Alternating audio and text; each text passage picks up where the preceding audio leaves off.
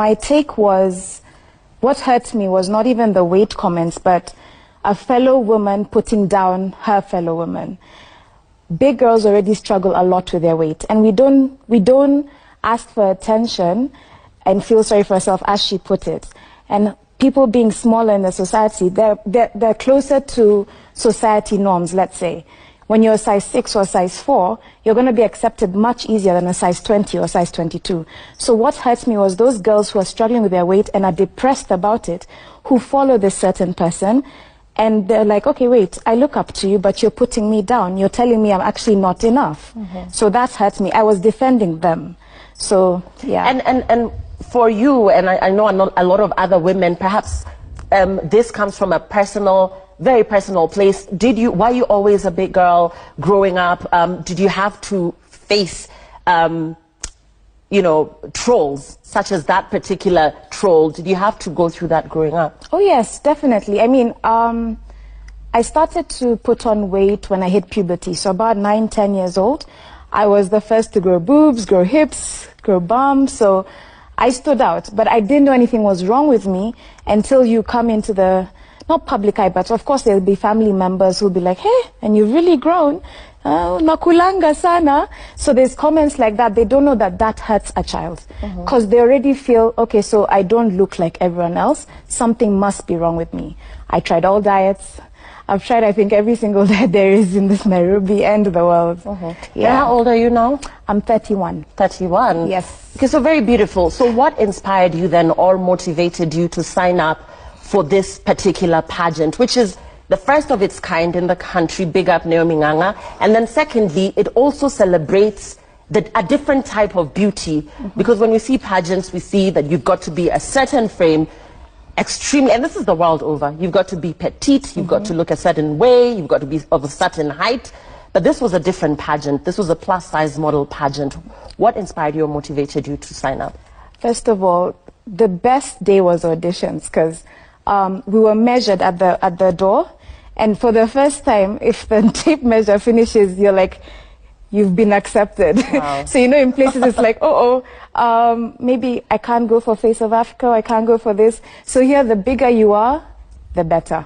It's somewhere where all women, all shapes and sizes, as long as you are size 14 and upwards, you are welcome. Short, tall, everyone was welcome. So that inspired me that there's a place we could all call home and be accepted together as women. Okay, and women already are writing in and they're asking, for a plus-size girl, what are some of the challenges? Like, for instance, and we talk about fashion, we talk about dating, we talk about a lot of things. But even as you signed up for this pageant, perhaps just digressing a little bit and moving away from that a little bit, what are some of the things that plus-size girls go through in this country? It could be just about anything. Actually, the things you've mentioned, fashion. Most big brands in Kenya have been catering for up till size 16, because people think size 16 is big. And thank God recently, I'd say this year has been the biggest year, the first, because so many brands are embracing the bigger woman. And now we have up till 22, 24.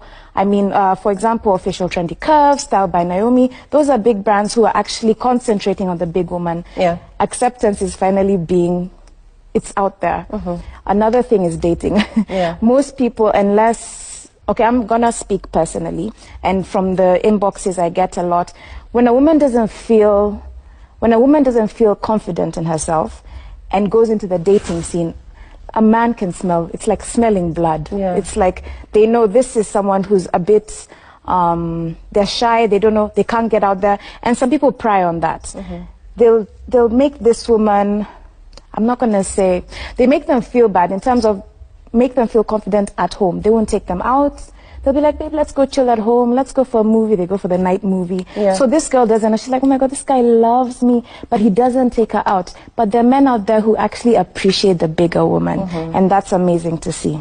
So back to the pageant, and for you, this big win, how did you feel about that? Were you expecting the win? And when the win finally came, and this is you as Tracy, you're a plus-size model. What did that moment mean for you? Wow, it was an overwhelming moment. I mean, the competition was so tough. I wish if you were at Garden City that day, the competition, the dresses, their walks, their confidence what made me first happy was we did what we went to do.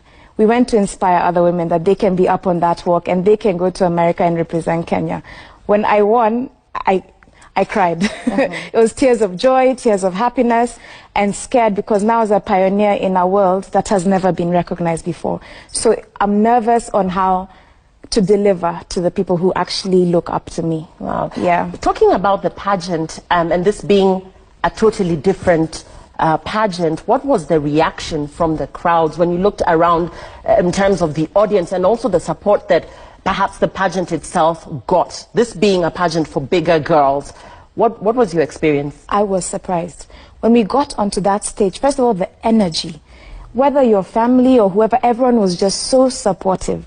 And you should have seen even the ladies who we've come in the journey with, who are not that confident. They had a spring in their step and they were walking, and I was like, we didn't even know who was there, but the cheers and the energy and the screams and seeing our local celebrities in the VIP just waving and being, it was fantastic. It was an amazing feeling.